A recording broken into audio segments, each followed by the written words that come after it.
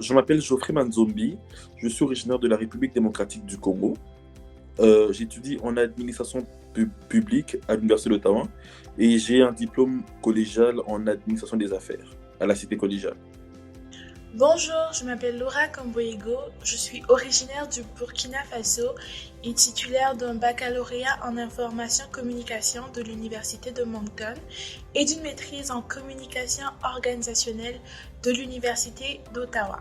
Présentement, je ne suis plus aux études, mais je travaille en tant qu'assistante des communications dans un organisme à but non lucratif. Comparé à mon pays d'origine, je trouve qu'au Canada, les professeurs sont très accessibles. Ils sont présents pour les étudiants pendant le cours et également après le cours. Donc, il y a plusieurs professeurs qui ont des plages horaires qui offrent la possibilité en fait aux étudiants de passer les voir dans leur bureau, qui répondent à des courriels. Il y en a même qui donnent leur numéro de téléphone aux étudiants pour qu'ils les appellent en cas de besoin. Et il y a une très belle dynamique en fait entre professeurs et étudiants. Dans mon pays d'origine, par exemple, les professeurs, après le cours, la relation est terminée. Les étudiants n'ont pas forcément la possibilité d'avoir accès au professeur, de lui poser des questions une fois que le cours est terminé.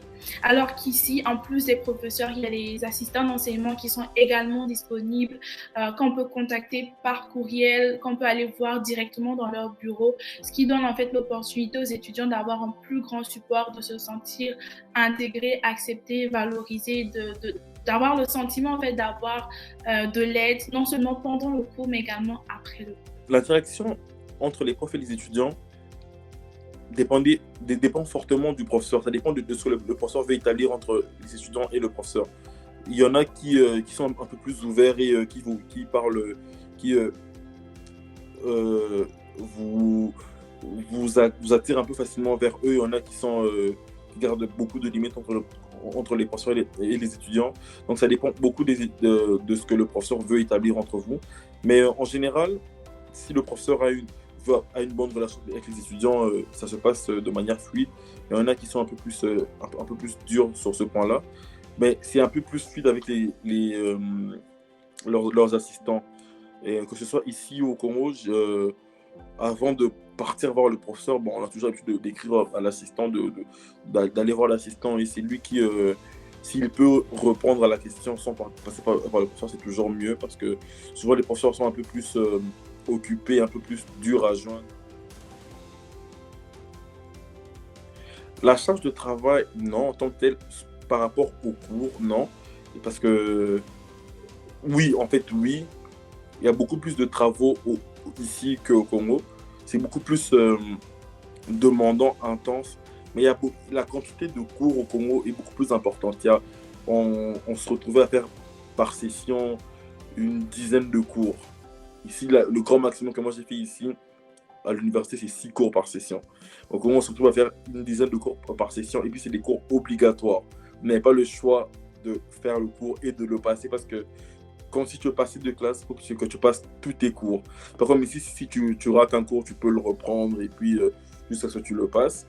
Mais quand tu rates 2 ou 3 cours sur 10 cours au Congo, quand tu rates 3 cours, ben, tu peux répondre toute ton année et répondre même les cours que tu as réussi. C'est un peu plus challenger et tout, c'est un peu plus chargé. En ce qui concerne la dynamique de travail de groupe, je dirais qu'il est parfois très difficile pour nous, étudiants internationaux, de nous impliquer parce que lorsqu'on arrive, on constate que les Canadiens se connaissent déjà entre eux.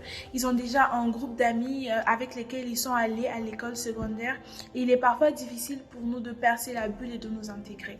Il arrive par moments que les professeurs constituent eux-mêmes les groupes de travaux dans lesquels ils impliquent autant les étudiants canadiens que les étudiants internationaux, mais ça comporte quand même des défis parce qu'en tant qu'international, on a l'impression qu'on n'a pas notre mot à dire.